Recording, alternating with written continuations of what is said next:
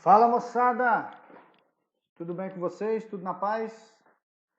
Pessoal, hoje, pessoal, mais um tema que eu vou estar abordando aqui com vocês, tá? Na disciplina de Patologia Geral, tá comigo aí professor Ederson Witz, beleza? Eu vou estar falando com vocês, pessoal, um pouco sobre a hipertensão arterial, beleza? Então, esse é um tema muito interessante, muito importante, tá? Eu vou tentar aqui falar de uma forma sucinta, né? Não tão aprofundada quanto o tema ele pode ser aprofundado, tá? Para que vocês possam entender um pouco aí sobre esse processo patológico, pessoal, que é tão comum, não só no Brasil, mas no mundo inteiro. Vou passar alguns dados para vocês aqui quanto à sua etimologia, a sua epidemiologia, para que vocês entendam a quantidade aí de situações que nós encontramos aí no Brasil, tá? Principalmente, tá bom? Então, hipertensão arterial é o nosso tema, tá ok? Antes, pessoal, de conceituar, né, a hipertensão, eu vou aqui pegar, né, a etimologia da palavra, porque é sempre importante a gente entender. Eu sempre falo que aquele aluno que entende, sabe, conhece terminologias, pelo menos as principais, ele já tem um passo à frente aí em todas as situações, tá? Então, se vocês pegar a origem da palavra hipertensão, vem de hiper, né, mais tensão. Hipertensão arterial. Então, essa é, né, o processo patológico, a doença que nós vamos comentar aqui um pouco, tá bom? Então, a palavra hiper, pessoal, refere-se a aumento, tá ok? Refere-se a aumento. A palavra tensão refere-se, pessoal, a pressão, ok? Então, aqui está associado, né, ao termo pressão, ok? Pressão. O que acontece, pessoal? A pressão, no caso aqui hiper, está aumentado. Hipertensão é o aumento da pressão, tá? Essa pressão, pessoal, aumentada, ela está acontecendo na onde? Então o nome aqui já está falando, né? A hipertensão, ou seja, o aumento da pressão, está ocorrendo nas artérias, tá? Muitas das vezes, pessoal, vocês vão estar vendo, né, associado aqui ao termo HAS, tá? Que refere-se em todo o corpo, tá? Então, hipertensão arterial sistêmica seria o aumento da pressão arterial em todo o corpo, tá ok? Então, essa seria a sua origem etimológica aí, para que vocês entendam, tem o ponto crucial, né, o ponto inicial, para a gente poder começar a entender um pouco sobre isso aqui, tá bom? Então, a hipertensão é o aumento da pressão. Hipertensão arterial é o aumento da pressão arterial.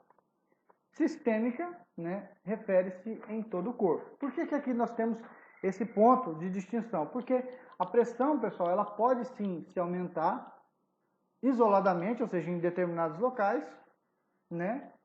Como, por exemplo, você vai fazer malhar o braço, então você pode ter um aumento local de pressão, tá? Mais do que em outro local, tá? Porém, geralmente a hipertensão ela está associada a um aumento geral, ou seja, em todo o corpo. Por isso nós falamos hipertensão arterial sistêmica.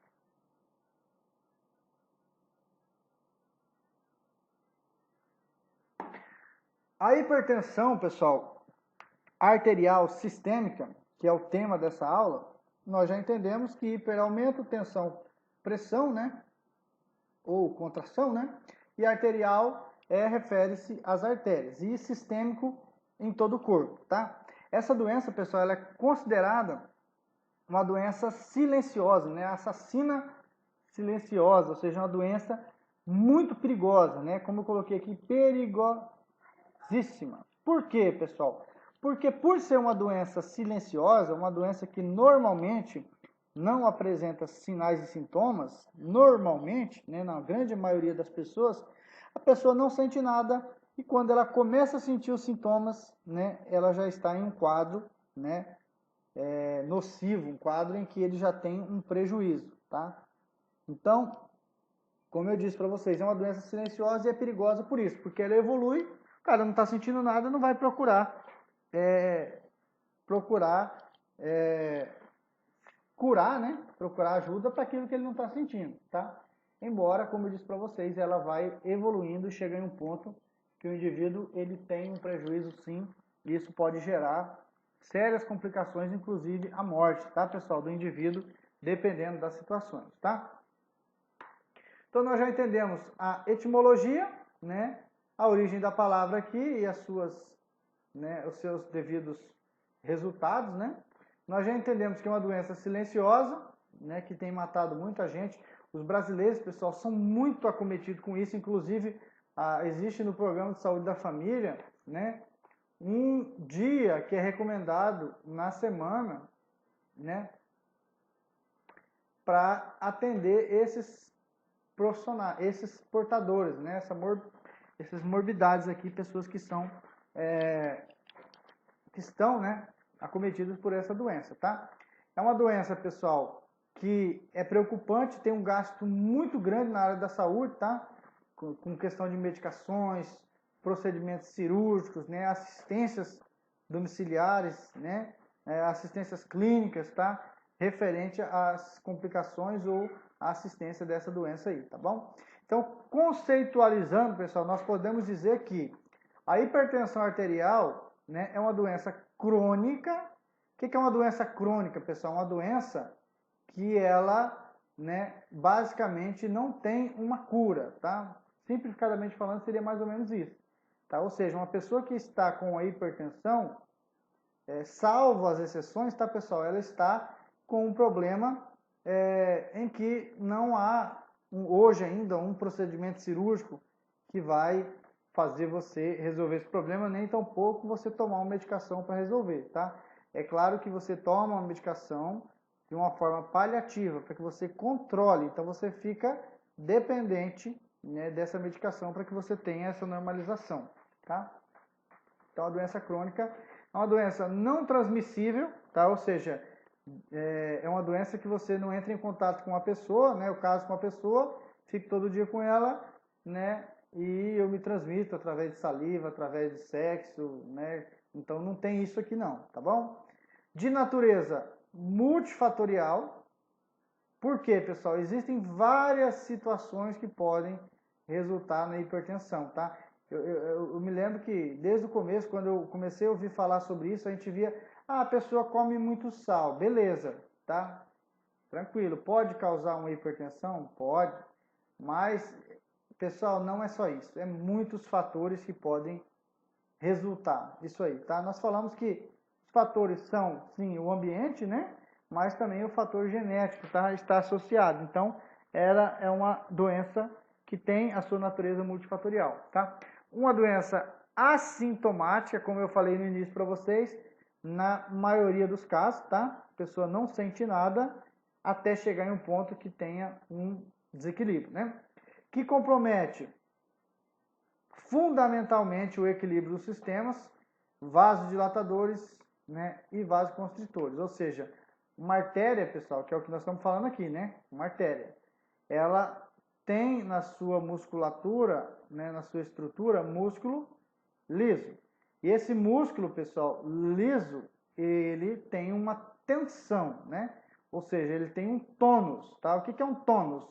Existe um estímulo aqui que faz com que ele tenha um estado de contratura. Porém, aqui nós vamos ter, pessoal, um comprometimento desse equilíbrio. Ou seja, aquilo que faria com que o tônus tivesse uma contração X, né, faz com que ele tenha uma contração maior. Ou seja, uma contração maior vai fazer com que mais difícil vai ser para que o sangue passe por aqui. Então, é como se nós fizéssemos uma analogia aqui da seguinte forma.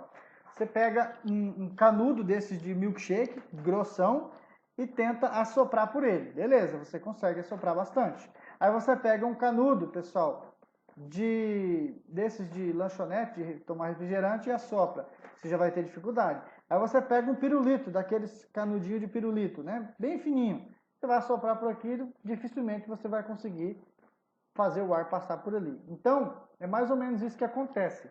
Com o aumento da tensão da artéria, o calibre, pessoal, de passagem do sangue fica cada vez menor. E com isso, o sangue para passar por aqui, o órgão que está propelindo, que está ejetando, que é a contração do coração, né? Vai ter que fazer um esforço cada vez maior para poder ultrapassar essa resistência. E aí, pessoal, esse desequilíbrio, tá? Nessa tensão vai acontecer por vários fatores, né? Tanto fatores de vasodilatação e também de vasoconstrição, tá ok? Que vai levar a um aumento da tensão sanguínea nos vasos, ou seja, né? Vai levar, pessoal, em uma velocidade de passagem do sangue maior, porque o coração vai estar fazendo um esforço maior para poder ultrapassar essa tensão, tá? Isso aqui nós chamamos de resistência, tá? Vascular, beleza? Vai ser capaz de comprometer a irrigação tecidual, porque se eu tenho mais dificuldade para que o sangue passe por aqui, né, menos sangue eu vou conseguir, se não ocorrer os mecanismos compensatórios, menos sangue vão chegar. Ou se isso acontecer, se ele conseguir ultrapassar essa resistência, o aumento dessa tensão, dessa pressão no sangue vai resultar também em uma alteração nessa irrigação. Por quê? Porque os vasos, pessoal, eles vão sofrer com esse aumento, né, com essa pressão maior do sangue aí, tá ok? Vão causar danos, tá? É muito comum, pessoal, o indivíduo, ele não sabe de nada, começa a desenvolver um processo patológico, começa a dar uma cegueira, vai ver, tá ficando cego. Por quê? Você está com uma lesão na retina, vai ver o que causou a lesão da retina. Está com hipertensão. Então o cara viu o problema no olho, mas o problema não era no olho, era um problema dos vasos. Então, compreendam, pessoal, que isso aqui é um problema sério, tá? O indivíduo, ele desenvolve um acidente vascular cerebral, né? Rompe, por exemplo, uma artéria lá no cérebro, vai ver por que rompeu. Porque ele estava com hipertensão. Então, como eu disse para vocês, essa doença ela pode desencadear tantas outras doenças aí, de forma como cascata, tá bom? A epidemiologia, pessoal, ela pode surgir em qualquer época da vida, ou seja, é claro que é menos comum, mas você pode ver uma criança de 12 anos e uma criança toma remédio controlado, está com hipertensão, ela é hipertensa, mas fala criança pode? Sim, pessoal. É claro que ela é mais comum em adultos e principalmente, né, nos idosos, tá ok? Mais comum nos idosos, são os que mais são acometidos aí, tá ok? Mais de 80% da população está acima dos 60 anos, tá? E são pessoas que desenvolvem o aumento da pressão em todo o corpo, né? Ou seja, a hipertensão arterial sistêmica, né? Em todo o corpo, como eu já disse para vocês, tá bom? A incidência, pessoal, ela tem aumentado no mundo inteiro, tá? Inclusive no Brasil, tá? Isso tem, pessoal, aumentado por quê? Porque a expectativa de vida da população tem aumentado. Então, quanto mais tempo você vive, mais doenças você está exposto a, né, desenvolver, tá bom? Outro fator, pessoal, sedentarismo, tá? As pessoas que não praticam atividade física são pessoas que são mais comumente afetadas, né, por esse processo patológico. As pessoas com obesidade, né, as pessoas que desenvolvem a síndrome metabólica, né, que é um conjunto de doenças, a hipertensão é uma das que se desenvolve nesses indivíduos, tá? Os maus hábitos, pessoal, inclusive fumo, tá? Uso de droga e outros fatores aí têm surgido aí para o aumento do desenvolvimento da hipertensão, tá bom? A prevalência, pessoal, metade desses indivíduos que são acometidos, eles não conseguem controlar a doença. Então, ela persiste causando problemas nos indivíduos, mesmo aqueles que foram diagnosticados com esse processo patológico. Porque o que é natural? O indivíduo ser diagnosticado com hipertensão e ele tomar as medidas, né, de controle, para que ele não sofra complicações frente a esse processo. Então, a pessoa pode viver bastante tempo sem complicações? Pode. Se não tratar, pode ter complicações? Sim, como eu falei, cegueira, neuropatias, né? A pessoa desenvolve próprio diabetes mellitus, a pessoa desenvolve doenças cardiovasculares, né? A pessoa desenvolve doença renal, doença hepática.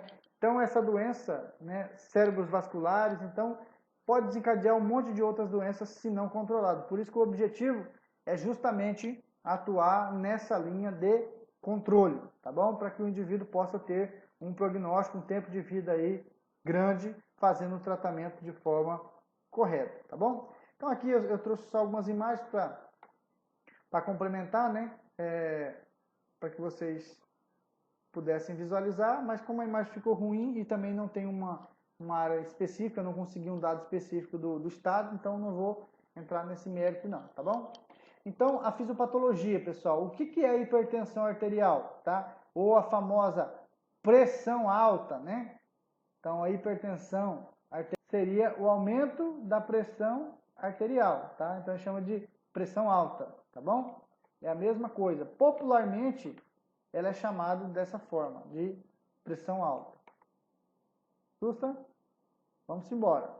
Essa pressão, né, arterial, ela vai ser mensurada, né? Na verdade, aqui não é pressão alta, tá? É pressão arterial, corrigindo aqui o que eu disse, tá? Mas a hipertensão é chamada assim de pressão alta, tá? Só o contexto aqui que não está da forma que eu tinha dito, tá bom?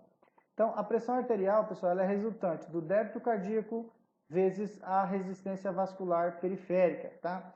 O que seria o débito cardíaco? É aquele volume de sangue bombeado pelo coração a cada minuto, tá? Como que eu consigo mensurar o débito cardíaco, pessoal? Eu vou calcular a frequência cardíaca vezes o volume sistólico, tá? A frequência cardíaca nada mais é que a quantidade de vezes que o coração bate por minuto e o volume sistólico nada mais é que o volume de sangue que é bombeado a cada contração, né? Lá no ventrículo esquerdo, na sístole, tá? Então, esse volume de sangue vezes a quantidade de vezes que ele bate, nós vamos ter o débito cardíaco, tá? No indivíduo adulto, o débito cardíaco hoje está considerado normal em torno de 5 litros, tá, por minuto. É o volume de sangue que o coração vai bombear, tá bom? Em média, tá, pessoal? Aproximadamente esse valor aí, tá? Quais são os fatores, pessoal, que vão influenciar aqui, pessoal, no débito cardíaco? Nós vamos ter, né, o cronotropismo, tá, e o inotropismo, tá? O que é isso, pessoal? O cronotropismo é a frequência, né, cardíaca, ou seja, se eu tenho um cronotropismo positivo, eu vou ter um aumento da frequência cardíaca. E o inotropismo nada mais é que a força de contração, tá? O inotropismo positivo seria, né, o aumento da força do coração. Então, no caso de um débito cardíaco aumentado, se eu aumentar o cronotropismo, ou seja, aumentar a frequência, eu vou ter o quê? Eu vou ter aumento do débito cardíaco. Da mesma forma, se eu aumentar a força de contração, eu vou propelir mais sangue.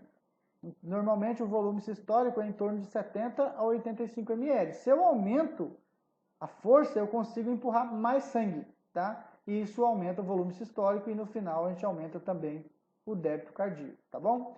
E existem fatores também, né, que vão influenciar nesse débito cardíaco, que é também os fatores volêmicos, ou seja, aquelas substâncias que estão presentes na nossa corrente sanguínea aí, tá bom? Como, por exemplo, a quantidade de sódio, nós sabemos que quanto mais sódio nós temos, mais nós retemos água, e isso, consequentemente, aumenta o volume, né, do sangue, tá? E também os mineralocorticoides, pessoal, que são substâncias que são liberadas, né, lá pelo córtex da adrenal, da glândula suprarrenal, que eles vão diretamente influenciar nesse processo de volume sanguíneo aqui, tá bom? Alterando ali nos vasos. A resistência vascular periférica, pessoal, ela vai ser influenciada pelo sistema nervoso autônomo, né, que nós chamamos de simpático, tá? Por quê? Porque nós temos receptores, pessoal, chamados receptores alfa, lá nos vasos sanguíneos, né? E nós temos também receptores beta. O que acontece, pessoal? Dependendo da carga ou dependendo da substância liberada, ele vai se ligar no receptor alfa. Se ele ligar no receptor alfa, causa vasoconstrição. O que é uma vasoconstrição?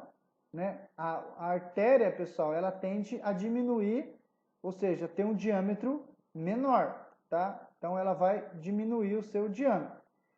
Né? Uma vasodilatação, quando ligado no receptor beta, ele vai diminuir o seu diâmetro.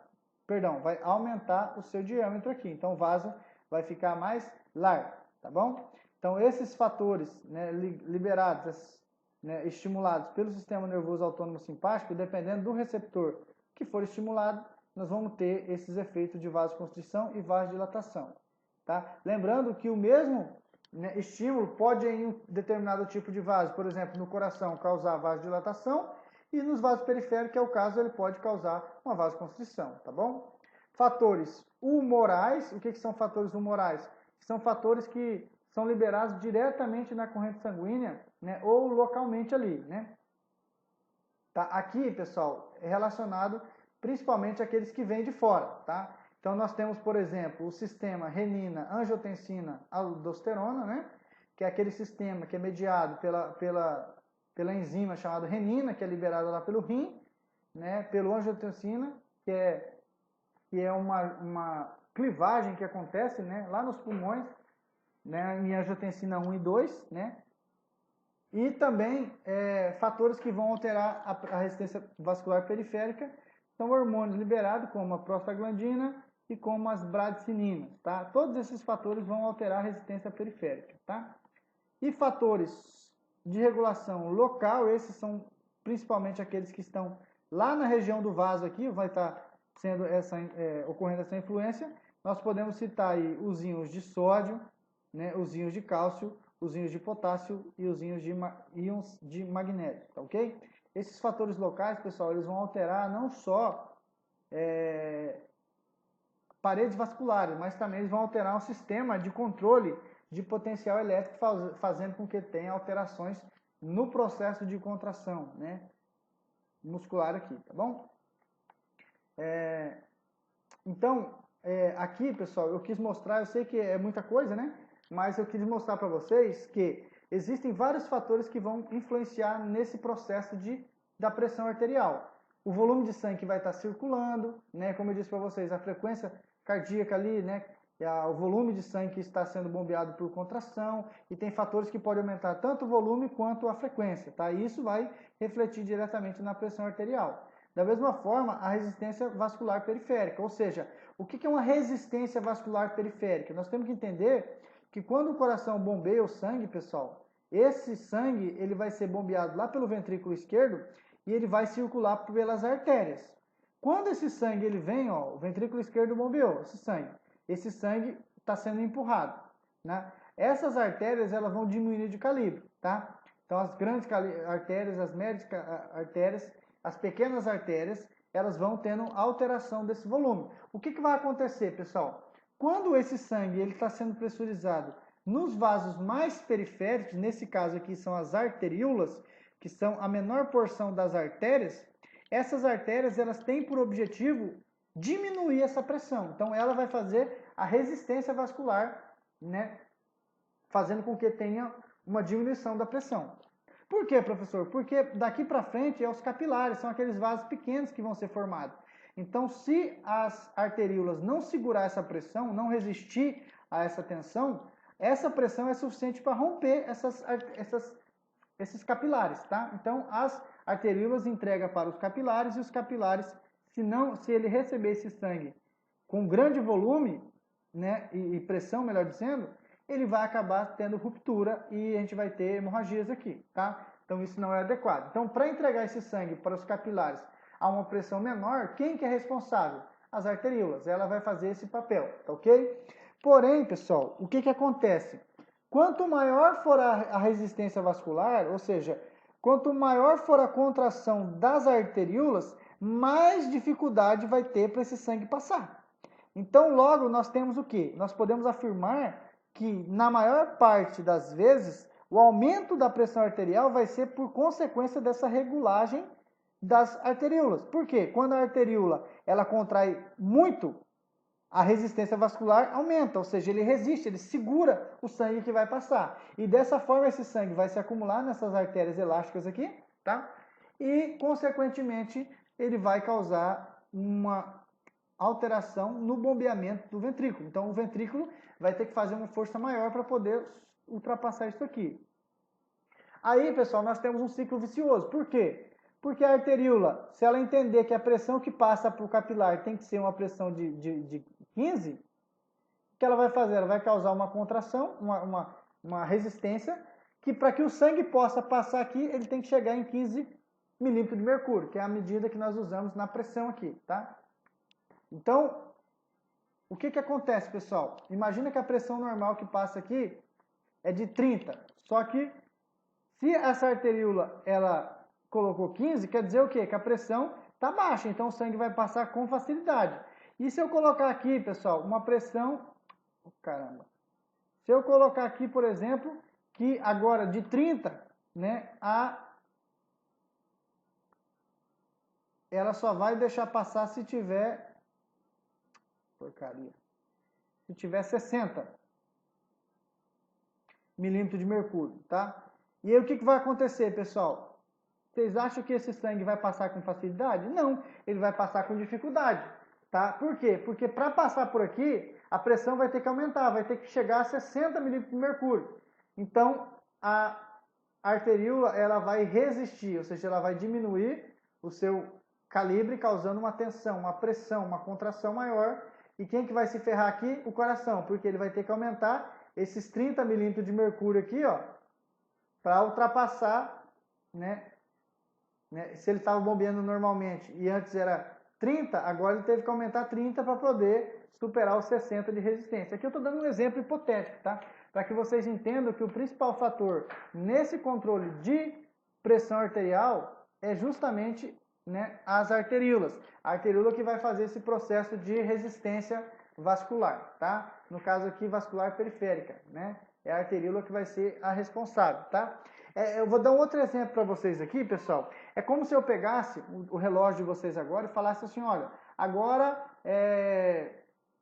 sei lá, 3 horas da manhã. Não sei que horário que você está assistindo esse vídeo, tá?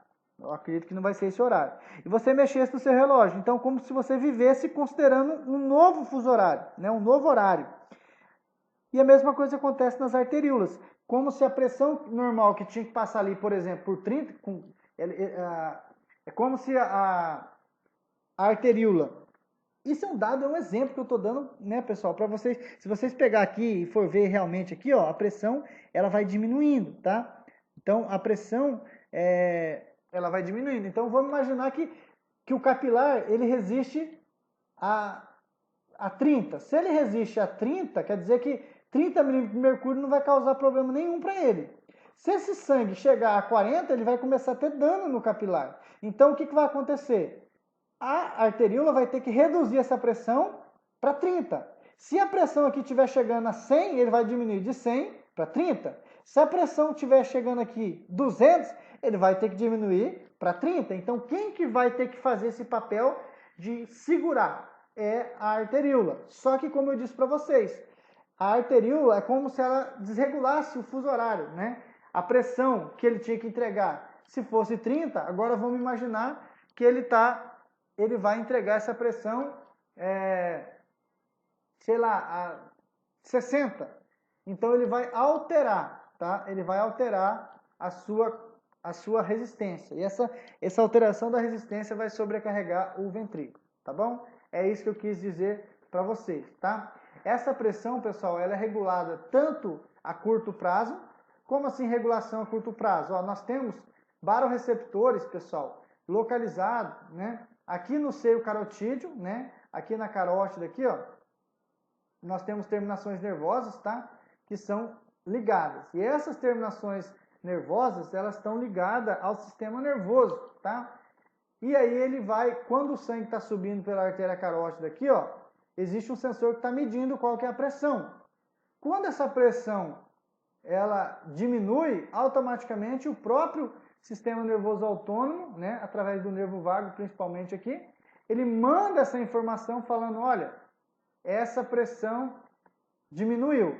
Se a pressão diminuir, pessoal, o que isso dá na prática? Chega menos sangue em determinados locais. Não sei se vocês já perceberam. Às vezes você está deitado e levanta de uma vez e escurece. Por que escurece? Porque chega sangue mais lentamente no seu encéfalo. E isso faz com que você tenha, né, essa vertigem, essa tontura, tá? Esse escurecimento, né, que a gente chama de hipotensão postural. Porque a resposta normalmente do nervo vago, ele consegue compensar. Quando você está deitado e levanta de uma vez, o nervo vago, você está deitado, é uma pressão. Quando você levanta, a pressão muda, porque o sangue pela gravidade cai, né? O sangue que está lá no seu encéfalo. Então ele desce pelas veias a favor da gravidade. Só que em contrapartida você tem que aumentar o sangue que está indo também. Você está diminuindo o que está descendo, você tem que aumentar o que está indo. E como que você vai aumentar? Você vai aumentar causando uma contração, um aumento de contração lá no coração e também uma resistência nos próprios vasos. Só que o principal aqui é justamente a contração dos ventrículos, tá? E como que vai ser mensurado isso? Tem sensores aqui, não só no seio carotídeo, mas também aqui no arco aórtico, ó. Nós temos os baroreceptores, né? E eles vão medir essa pressão que está saindo do coração, aqui através do arco aórtico, e o sangue que está subindo aqui, ó, no seio carotídeo. E ele vai medir. Se a pressão diminuir, o que acontece? Essa informação ela sobe via nervo vago, né? E o corpo responde lá no tronco encefálico, né?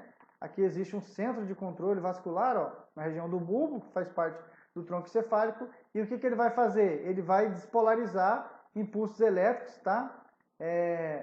Via nervo vago, tanto diretamente quanto pelo sistema nervoso autônomo, tá? Ou seja, qual que é a resposta disso, professor, para não complicar tanto? Nós vamos ter uma contração do músculo cardíaco maior, tá? Ele vai contrair com mais força, né, que é aquele inotropismo positivo que eu falei para vocês. Ele vai aumentar a velocidade de contrações, ou seja, a quantidade. Então ele vai aumentar o cronotropismo. Isso é a resposta que o corpo faz para compensar esse déficit aqui de volume sanguíneo, ok? Então essas respostas dos baroreceptores, eu não vou entrar aqui, pessoal, porque eu quero fazer uma aula mais superficial, já está quase esgotando meu tempo. Então aqui é para vocês terem um contexto mais superficial, tá? Futuramente eu vou abordar com vocês algumas informações mais complexas, principalmente na disciplina de fisiologia, tá? Eu vou explicar mais os mecanismos aí que vão estar influenciando aqui, tá? Então, como eu disse, eu não vou adentrar nesses métodos, né? Senão fica muito extensa a aula, eu precisaria de bastante tempo. Então, o sistema renina, angiotensina, aldosterona vai atuar no controle da pressão arterial, tá? Por quê? Porque a angiotensina, pessoal, que é convertida aqui nos pulmões em angiotensina 1 e angiotensina 2, né, aqui no endotélio capilar pulmonar, a angiotensina 2 é um potente vasoconstritor, pessoal. Então, o que ele faz? Quando eu preciso aumentar a pressão arterial, a angiotensina 2, o que ela faz? Ela vai aqui nas arteríolas e faz ela ficar com um calibre menor, ou seja, ela causa o que eu disse para vocês, uma vasoconstrição, tá? E essa vasoconstrição vai resultar em quê? Uma dificuldade do sangue passar. E quem vai compensar nisso? O coração, tá ok? Então, o sistema renina-angiotensina vai agir não só dessa forma, tá, pessoal? Porque vai influenciar também a secreção de hormônios, que vai influenciar a filtragem renal e outras paradas aí, tá? O importante salientar aqui, ó, que o medicamento, né, muito usado, que é o captopril, losartano, são medicamentos que vão agir aqui nos pulmões, onde ocorre essa conversão da angiotensina 1 em 2, tá? Então, por exemplo, o captopril, ele impede a enzima que faz esse processo, chamado enzima conversora de angiotensina, tá?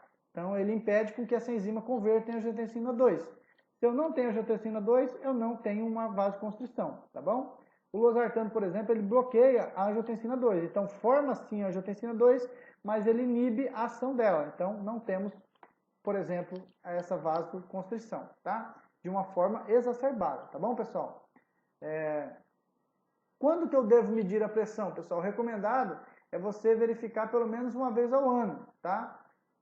Ou, né, pelo menos de 2 em 2 anos, tá? O indicado seria pelo menos uma vez ao ano, tá? Para as pessoas, foi lá, viu que tá beleza, daqui um ano vai de novo, tá? Não para as pessoas que têm alterações, lógico, né? Para a pessoa que é, por exemplo, um obeso, um fumante, um diabético, né? Ou tiver um histórico, um familiar que tem hipertensão, vô, pai, mãe, né, irmão, né, verifique 2 vezes ao ano, por quê? Às vezes esse um ano que você fica, pessoal, para você verificar sua pressão, talvez você já está tendo complicações e nem sabe, tá? A pessoa hipertensa é aquela, pessoal, que vai, né, ter no mínimo, vai verificar pelo menos uma vez por semana a sua pressão. Por quê? Como ela já tem a doença, pessoal, ela tem que monitorar, tá? É claro que na realidade poucas pessoas fazem isso, os hipertensos. Então ele vai uma vez por mês para pegar o remédio lá, né, e lá ele verifica, tá? A não ser que ele sente uma tontura, alguma coisa, está desconfiando, ele vai lá.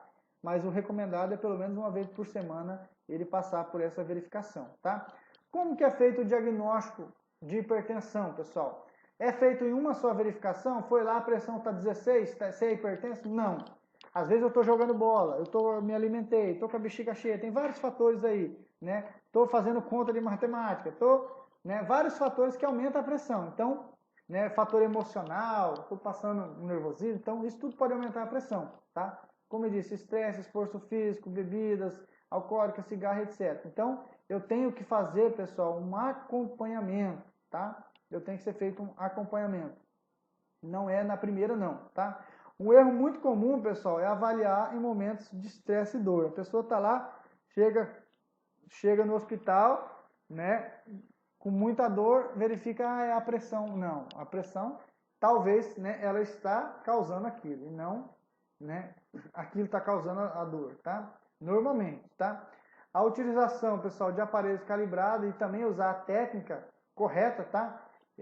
Existem várias referências bibliográficas, algumas divergem em pouca coisa, mas dependendo da técnica pode ter alterações, tá? O aparelho, principalmente esses aparelhos digitais, pessoal, queda, né, ele acaba descalibrando, tá? Então pode ter, assim como o outro, com furo, né, e alguns outros fatores aí, né, ressecamento de mangueira, pode causar esses erros aí, tá bom? Para diagnosticar, pessoal, vai ser feito 3 a 6 aferições, tá? E nessas de 3 a 6 aferições, normalmente a gente pede para aquela pessoa, ela vá durante uma semana, né, realizar em dias diferentes, né, com intervalo maior que um mês entre a primeira e a última. Então, você acompanhar todo um mês ali esse indivíduo aí, tá ok? Quando essa pressão ela estiver alta, né, nós podemos também, pessoal, verificar diferentes horários, tá? Porque às vezes a pessoa dá aquela caminhada e vai lá, né?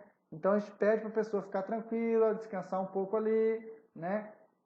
Pede para o dia ali de manhã, talvez um dia ali à tarde, para que a gente veja que durante esses diferentes momentos tenha ou não alterações, tá ok? O tratamento efetivo, pessoal, ou seja, se a pessoa verificou a pressão, essa semana tá beleza, semana que vem tá ruim, outra semana tá de novo. Tá com dúvidas, pessoal, a gente pode fazer a indicação, né, do mapa, tá? O que é o mapa? É a monitorização ambulatorial da pressão arterial. É aquele aparelhinho que você coloca lá no braço da pessoa, ela vai ficar, né, um determinado tempo, geralmente um dia, né? E durante o dia ele vai, várias vezes durante o dia, ele vai mensurar a pressão. Então a pessoa vai ter a vida dela normal ali, e ele vai mensurar e depois vai ser interpretado essas informações lá pelo profissional, tá bom? Então o mapa é uma monitorização efetiva, aquela que você consegue verificar, realmente, durante o dia, a maior parte do tempo, ou uma grande parte, o cara estava com a pressão lá em cima, uma pressão lá embaixo, então consegue controlar. Mensurar, diagnosticar, tá bom? Como eu coloquei alguns dados aqui, ó, 50% ou mais, né, desse tempo o cara é hipertenso, tá? De 20 a 40% é um pré-hipertenso, ou seja, a pessoa pode desenvolver a hipertensão, tá? Menos que 20% não é hipertenso, tá? Porque durante o dia, normalmente, essas são as médias, tá? Nos idosos, diabéticos e pacientes em uso de medicação antihipertensiva, ou seja, toma medicamento para diminuir a pressão, deve também verificar, pessoal, em posição ortostática, tá? Essa posição, pessoal, é para evitar que não tenham erros, tá, pessoal? Ok? A hipertensão do jaleco branco. Tem gente, né, que tá belezinha. A hora que vê o jaleco branco, né, a pressão aumenta, tá? Então isso pode acontecer, né, e isso tem que ser verificado se tem ou não essa situação, tá? Existem alguns exames que são utilizados para diagnosticar, tá? Exame de urina, né?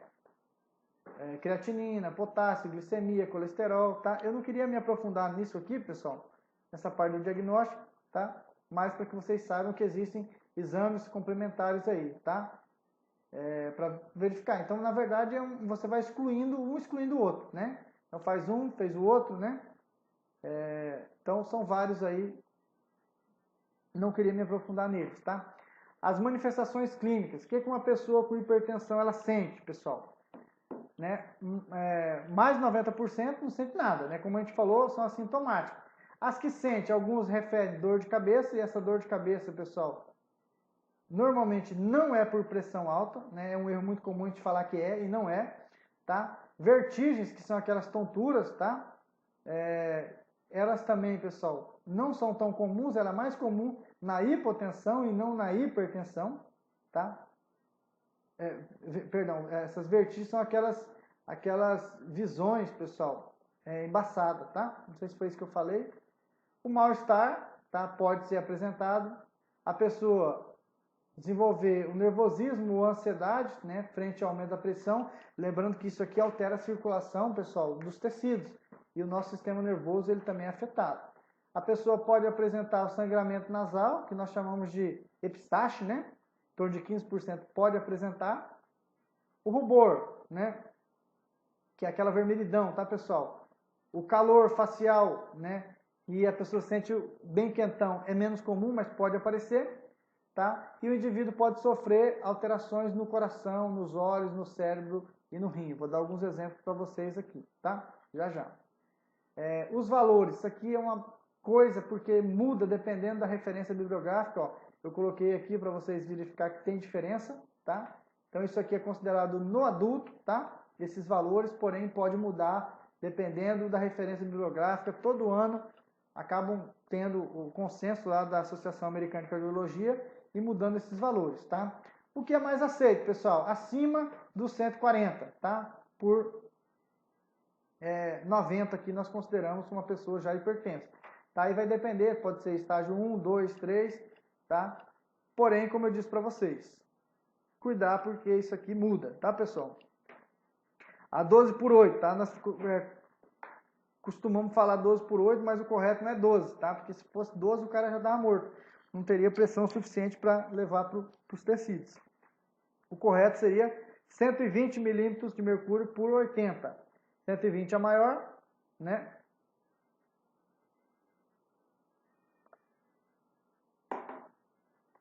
Ou também chamada, né? Da pressão sistólica, né? E 80, né? Na verdade, menos que 80 a menor, tá bom? Que é a pressão diastólica, tá? Então esses valores aqui são para que vocês possam entender mais ou menos a média, tá? As complicações, o que uma pessoa pode apresentar? Insuficiência cardíaca, tá? O coração vai ser sobrecarregado para poder superar aquela resistência vascular, então ele vai ter que se ferrar, né? Infarto do miocárdio, arritmias cardíacas, a morte súbita, né? Aneurismas podem acontecer, né? Perda de visão, comum na retinopatia, né? Insuficiência renal crônica, acidentes vasculares, tudo isso aqui são coronariopatias, né? Doenças cerebrovasculares, né? Demências por microinfartos cerebrais e arteriosclerose. Pessoal, a minha vontade era desmiuçar uma por uma, mas não vai dar tempo. Infelizmente, meu tempo já foi, tá? Então, insuficiência renal, ó, a pessoa apresenta proteinúria, né? A urina fica espumosa, né? Principalmente pelo fator da presença de creatinina. Por isso que eu comentei para vocês nos exames laboratoriais, né? Que a creatinina é um fator, né? Para a gente poder avaliar, tá? A hipertensão pode causar uma hipertrofia cardíaca, que é o aumento do tônus, né, muscular. Olha o calibre do músculo, pessoal. Ele vai cada vez engrossando a chegar no ponto que o sangue que passa é muito pequeno. Professor, por que isso aqui acontece? Porque o coração fica mais forte, ele engrossa o seu músculo para poder fazer mais força. E por que ele tem que fazer cada vez mais força? Porque a resistência vascular vai continuar. E quem que vai se ferrar para compensar isso? O músculo.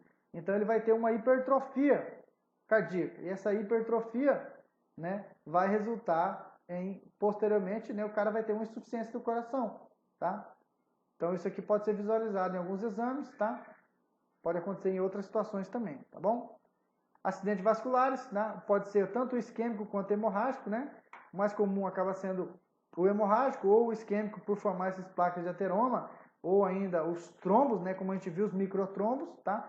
Pode romper um vaso, a pressão está sendo tão grande que ele pode causar uma ruptura de um vaso e um derramamento de sangue aqui e uma falta de oxigenação, tá bom? Outras complicações, né? Pode acontecer o infarto aí, como a gente falou, a retinopatia, né? A circulação, pressão muito alta aqui na região, né? da retina pode causar um dano na retina e o cara perder a visão aí por consequência disso aí, tá bom? Os fatores de risco, pessoal, os fatores de risco, né? São a etnia negra, obesidade, elevado consumo de sal, né? Consumo frequente de álcool, sedentarismo, né?